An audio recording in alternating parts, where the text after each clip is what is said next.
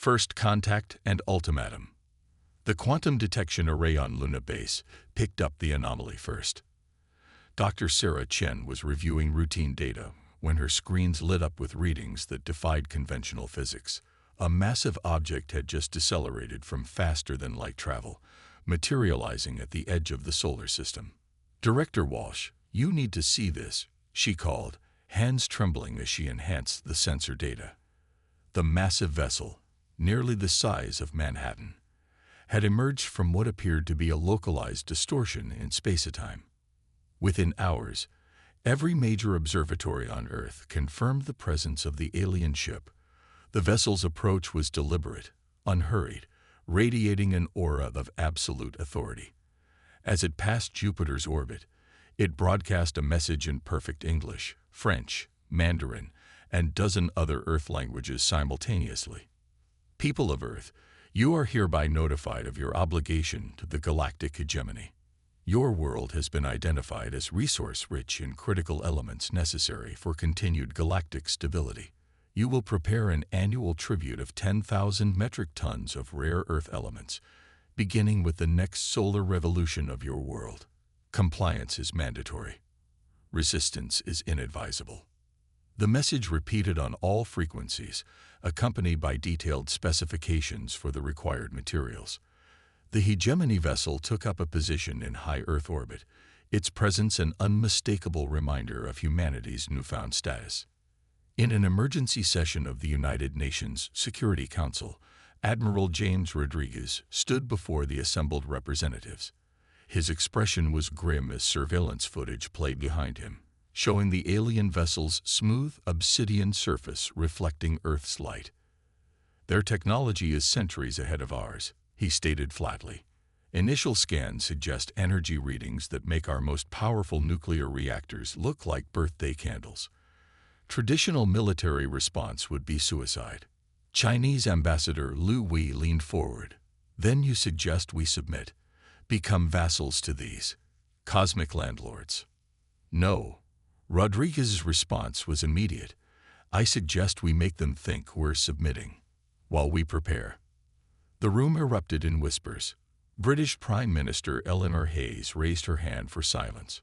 "Prepare how, Admiral? You just said their technology is centuries beyond ours."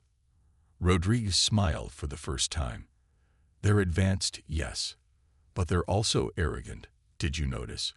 They didn't even bother scanning our quantum research facilities. They see us as primitives, barely worth monitoring. That's their weakness." He gestured to Dr. Chen, who had been quietly waiting in the wings. She stepped forward, activating a holographic display of her own. "3 months ago, we achieved our first successful quantum shield test at Luna Base. Small scale, but the principles are sound. The hegemony's weapons, as far as we can tell, are based on conventional physics, but our quantum manipulation technology operates on entirely different principles." Rodriguez finished. "We can't match their firepower, but we might be able to defend against it, if they give us time." The Security Council chamber fell silent as the implications sank in. Finally, the Russian representative spoke. "How long would you need?" "A year," Chen answered. "Maybe 18 months. We'll need every quantum physicist on the planet, and resources we can't requisition openly without alerting them." Hayes looked around the room, meeting each representative's eyes in turn. "Then we have our course. We'll negotiate, delay, act the part of the nervous primitive species grateful for galactic recognition. While beneath the surface, we prepare for war," Rodriguez finished quietly. The first automated mining vessels began their work within a month, making a show of collecting the demanded resources. The hegemony vessel's sensors monitored the activity with minimal interest, exactly as Rodriguez had predicted. Its crew, if it even had one, seemed content to wait in their orbital perch, secure in their technological superiority. Deep beneath the lunar surface, in hardened bunkers shielded from casual observation, humanity's greatest minds gathered. The quantum shield research expanded rapidly, moving from theoretical models to practical applications. Teams worked in shifts around the clock, knowing that each passing day brought them closer to either triumph or subjugation. Similar facilities sprouted in the asteroid belt, disguised as mining operations. Here, the first human ships designed to carry quantum shield technology took shape. They were smaller than the hegemony vessel, but incorporated everything humanity had learned about space warfare through centuries of theoretical work and simulation. As the deadline for the first tribute approached, the hegemony remained oblivious to the activity buzzing throughout the solar system. Their demand had united humanity in a way no earthly crisis ever had. Old rivalries were set aside, resources pooled, and knowledge shared, all under the watchful but unseeing eye of their would-be overlords. The quantum shields were only the beginning. Human engineers and scientists, now freed from bureaucratic constraints by the existential threat, made breakthrough after breakthrough. Each innovation was carefully hidden beneath a veneer of primitive struggle to meet the hegemony's demands. When the tribute deadline arrived, Earth would be ready with an answer that would shake the galaxy's foundations. But for now, they worked in silence, letting the hegemony believe they had found yet another compliant species to exploit. Their overconfidence would prove to be their undoing. The silent revolution. The asteroid spinning lazily in the belt looked unremarkable to casual observation. The hegemony's automated sensors regularly swept past it, noting only standard mining operations. They failed to detect the vast facility hidden within its core, where Dr. Marcus Wong stood before a massive holographic display, watching as quantum calculations danced through the air. "Run it again," he ordered, eyes fixed on the simulation of a human vessel encountering hegemony weapons fire. The quantum shields flickered to life, bending space itself around the ship. This time, the shield held. Wong allowed himself a small smile. 6 months of relentless work was finally bearing fruit. The quantum shield technology had evolved from theoretical concept to practical defense system, but they needed more than just shields to challenge the hegemony. In another section of the asteroid facility, Commander Diana Patel supervised the construction of humanity's first quantum-enhanced warship. The vessel took shape in modular sections, each component tested exhaustively before integration. Unlike the massive, imposing hegemony ship, human vessels were being built for speed and maneuverability. The quantum drive is different from their FTL technology, Patel explained to her engineering team. While they brute force their way through space-time, we'll slip between its layers. Stealth and surprise will be our advantages. The quantum revolution wasn't limited to military applications. Dr. Chen's original breakthrough had sparked a cascade of innovations across every field of human technology. Medical researchers discovered they could use quantum fields to accelerate healing.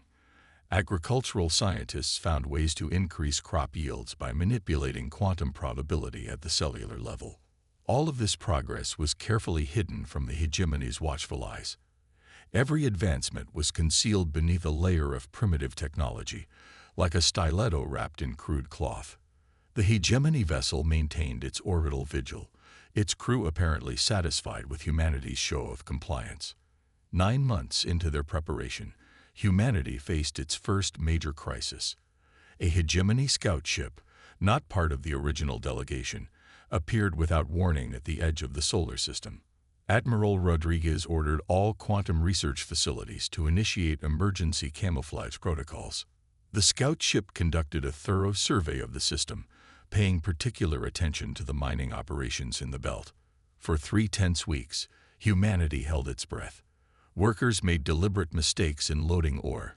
Engineers allowed inefficiencies to show in their operations, all to maintain the illusion of a struggling primitive species.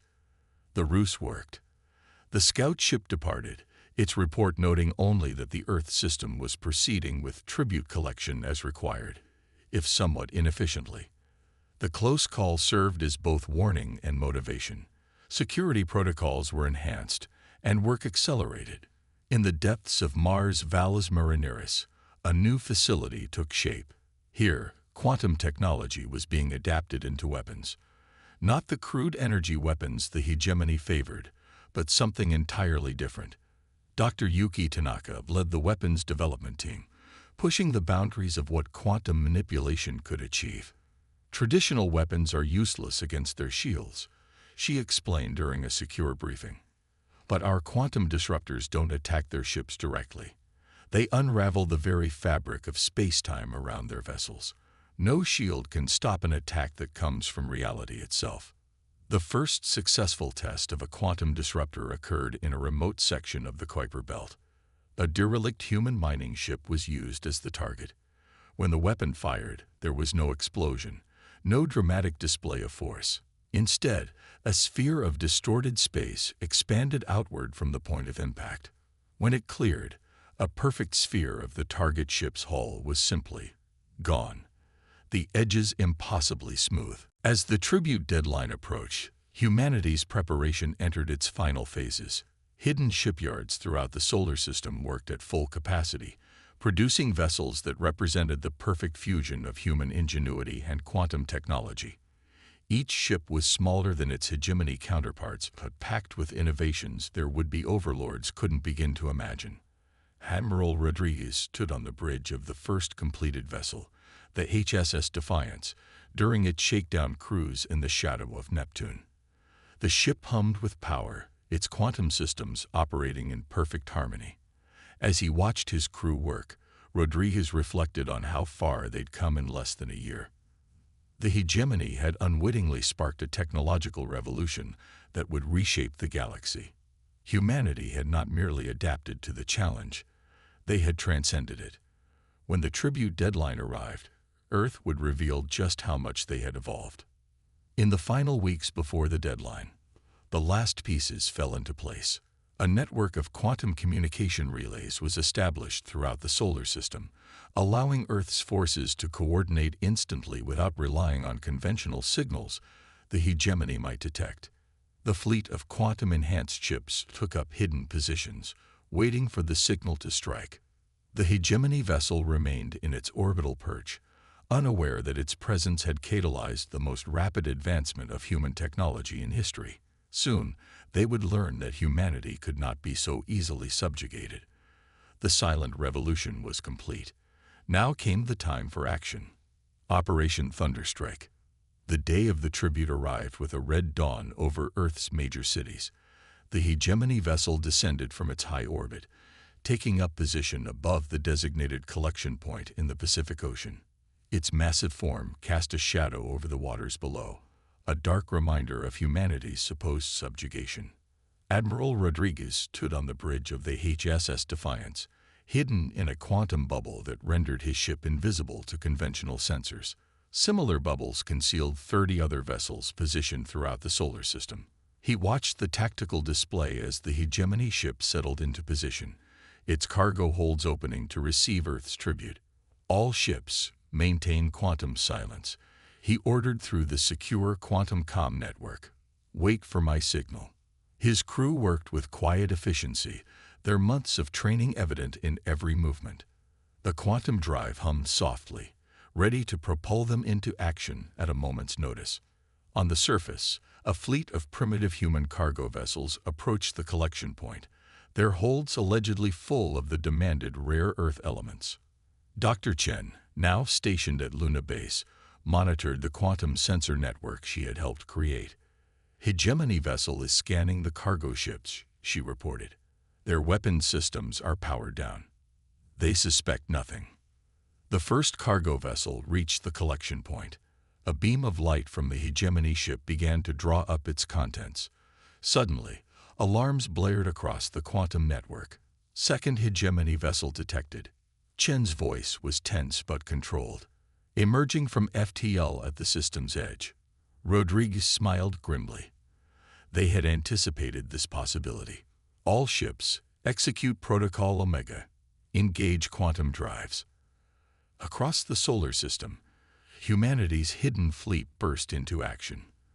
The quantum drives didn't just move the ships through space, they moved space around the ships. The hegemony vessel's sensors registered nothing until it was too late. The HSS Defiance materialized 3 kilometers from the primary hegemony vessel. Before the alien ship could react, quantum disruptors fired. Space itself writhed around the targeted sections of the massive ship, molecules losing cohesion at the quantum level. The hegemony vessel's shields, designed to stop energy and kinetic weapons, were useless against an attack that altered the fundamental nature of reality. Direct hit on their primary weapon arrays, reported Commander Patel, now serving as Rodriguez's tactical officer. Their shields are attempting to compensate, but they can't adapt to quantum disruption. The second hegemony vessel, larger and more heavily armed than the first, moved to engage, but humanity's quantum-enhanced fleet was already executing complex maneuvers that defied conventional physics. Ships appeared to be in multiple locations simultaneously, a result of quantum probability manipulation that made targeting impossible. Dr. Tanaka's quantum disruptors proved devastatingly effective. Each hit caused cascading failures in the hegemony ship systems. Their mighty shields, which could shrug off nuclear detonations, provided no defense against weapons that altered the fabric of space-time itself. They're attempting to launch fighters, Chen reported from Luna Base. The hegemony vessel's hangars opened, disgorging swarms of smaller craft, but humanity had prepared for this as well. Deploy the QEDs, Rodriguez ordered. Quantum entanglement disruptors. Dr. Wang's latest innovation. Activated throughout the battlefield, the devices created zones where quantum states became unpredictable.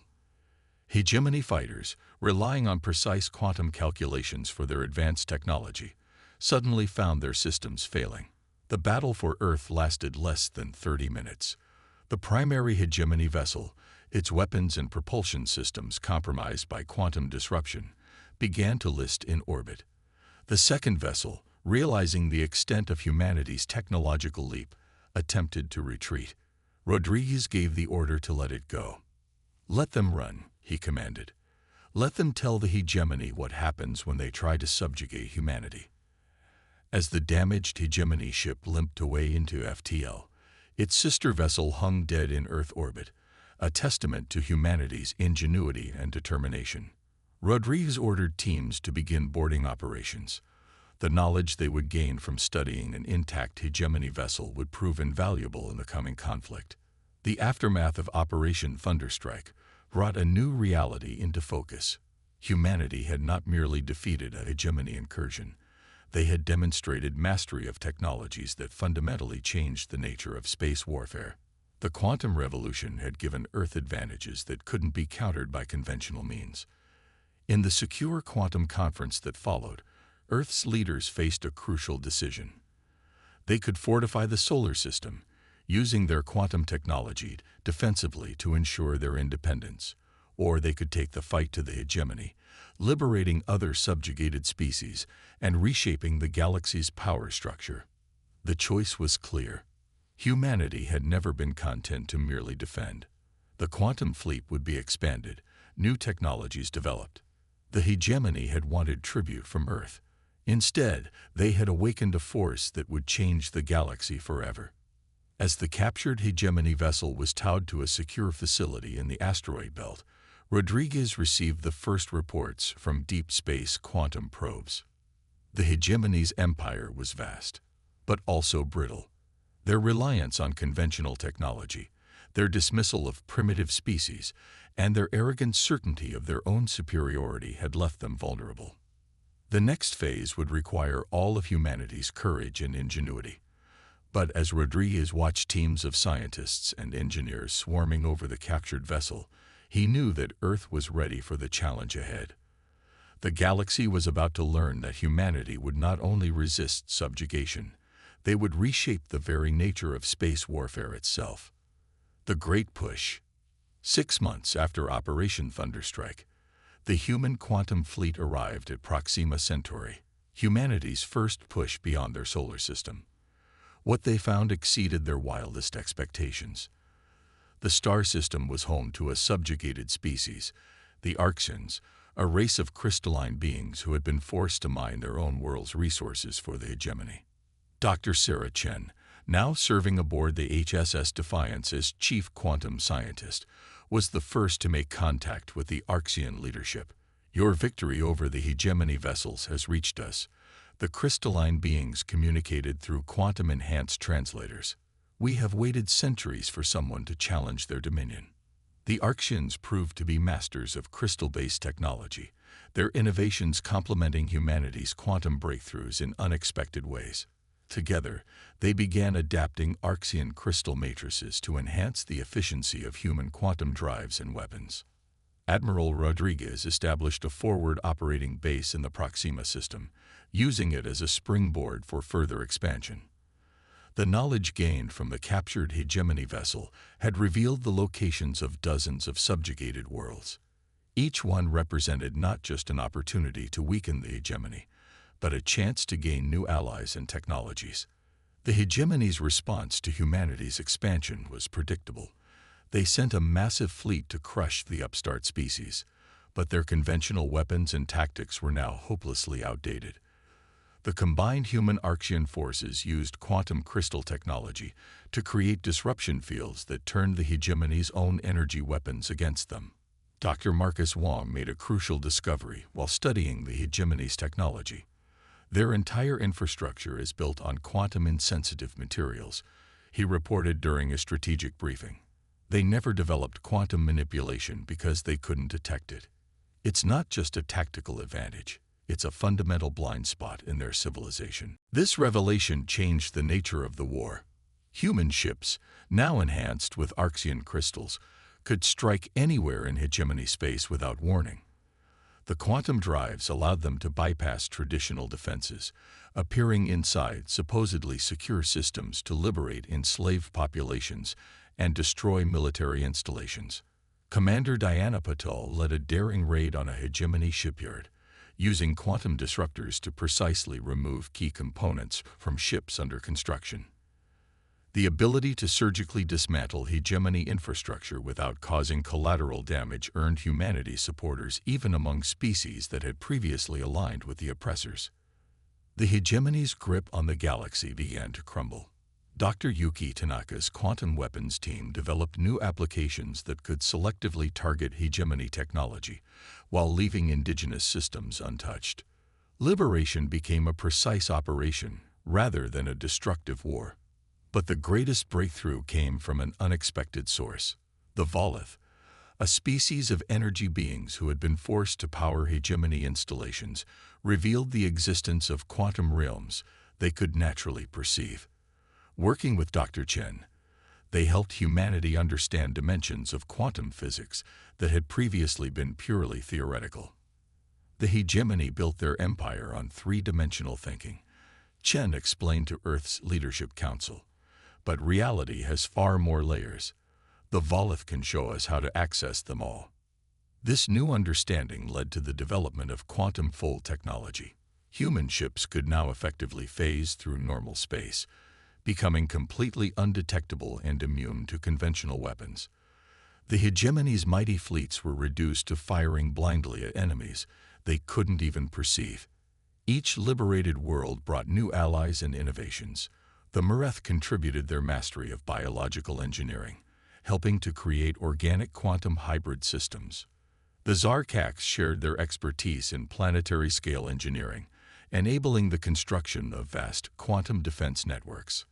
Admiral Rodriguez watched from the bridge of the Defiance as another hegemony flotilla broke apart under quantum crystal fire. They still haven't adapted, he observed. Their rigid hierarchy and technological orthodoxy won't let them accept that they need to change. The liberation of the Perseus Arm marked a turning point.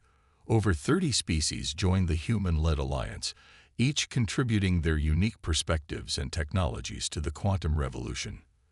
What had begun as Earth's desperate bid for independence had evolved into a galactic renaissance. Dr. Wong's team, working with Archean crystal masters and Volith energy shapers, made the discovery that would ultimately seal the hegemony's fate. They found a way to use quantum fields to disrupt the very foundation of hegemony technology, the artificial quantum suppression field that had inadvertently prevented them from developing quantum manipulation. They built their empire on stability, Wong explained. Their technology requires absolute predictability at the quantum level. That's why they never discovered quantum manipulation. They deliberately dampened quantum uncertainty to make their systems work. The implications were staggering. The hegemony hadn't just failed to develop quantum technology. They had actively worked against the fundamental nature of the universe itself. Their empire was built on suppressing quantum possibility, strangling reality's natural tendency toward complexity and evolution. As the human-led alliance prepared for their final push toward the hegemony's core worlds, Admiral Rodriguez reflected on how far they had come. Humanity had not only survived their first contact with galactic civilization, they had transformed it. The quantum revolution had shown the galaxy that progress came not from domination and control, but from embracing uncertainty and change. The hegemony's capital world lay ahead, their last bastion of power in an increasingly free galaxy. But their time of absolute authority was ending. Humanity had sparked a revolution that could not be suppressed, not just in technology, but in how species across the galaxy viewed their own potential. Dawn of a new galaxy. The hegemony capital world of Terminus hung in space like a mechanical jewel, its surface covered in city-spanning computational arrays and quantum suppression generators. The planet represented everything the hegemony stood for: absolute control, rigid order, and the suppression of natural evolution. As the combined fleet of the Alliance approached, Admiral Rodriguez couldn't help but appreciate the irony. Humanity's greatest triumph would be dismantling an empire that had fallen because it feared change itself. Dr. Sarah Chen stood at her quantum monitoring station aboard the HSS Defiance, now upgraded with crystalline matrices that sparkled with Archean energy. Their suppression field extends throughout the entire system, she reported. They've maximized their quantum dampening. They think it makes them invulnerable. They still don't understand. Commander Paddle replied from her tactical station. The Defiance's bridge now hosted a crew drawn from a dozen species, though Volith energy being served as navigation specialist, its luminous form pulsing in harmony with the ship's quantum drive. An Archean crystal tech expert monitored the weapons systems through a specialized interface.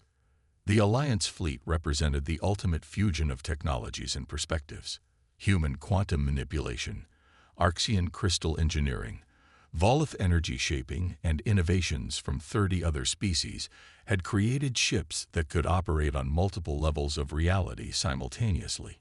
Against this, the hegemony's rigid, quantum-suppressed technology stood no chance. All ships, execute final approach, Rodriguez ordered through the quantum crystal communication network. Remember, precision is key. We're not here to destroy their civilization. We're here to free it from itself. Dr. Wang's discovery about the nature of hegemony technology had led to this moment. Their entire society was built on quantum suppression, forcing reality itself to behave in predictable, controllable ways. But that suppression had come at a terrible cost. It had prevented them from evolving, from adapting, from embracing the true nature of the universe. The battle began not with an exchange of fire, but with a subtle shift in reality itself. Alliance ships, phased across multiple quantum states, simply bypassed the hegemony's most powerful defenses. Dr. Tanaka's quantum disruptors, now enhanced with Archean crystals and Volith energy manipulation, began precisely dismantling the quantum suppression network that had held the hegemony's power in place for millennia. The hegemony's response was desperate and predictable.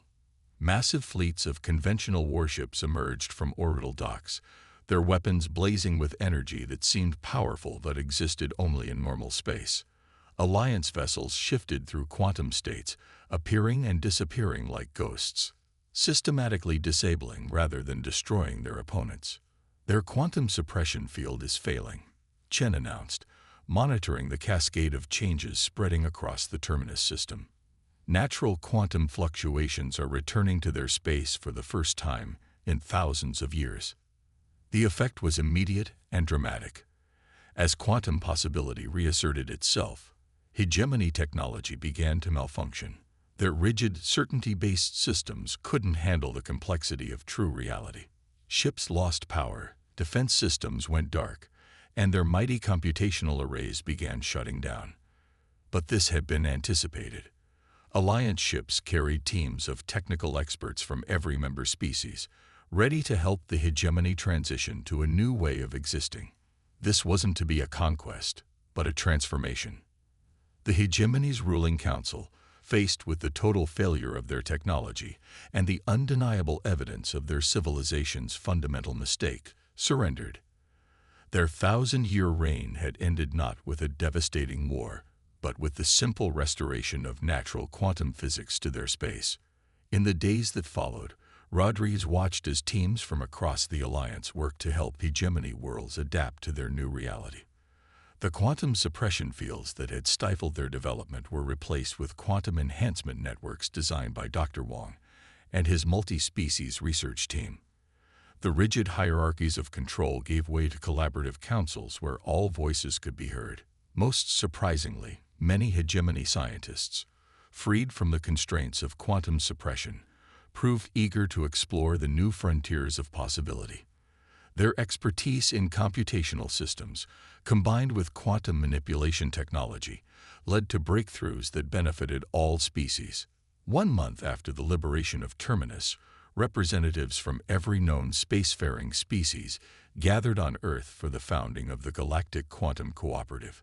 The choice of humanity's homeworld was symbolic, a reminder that progress came not from suppressing change and enforcing stability, but from embracing uncertainty and adaptation. Dr. Chen, addressing the gathered representatives, summarized a lesson learned. The hegemony tried to control reality by limiting it. We succeeded by accepting reality in all its quantum complexity. The universe isn't meant to be controlled.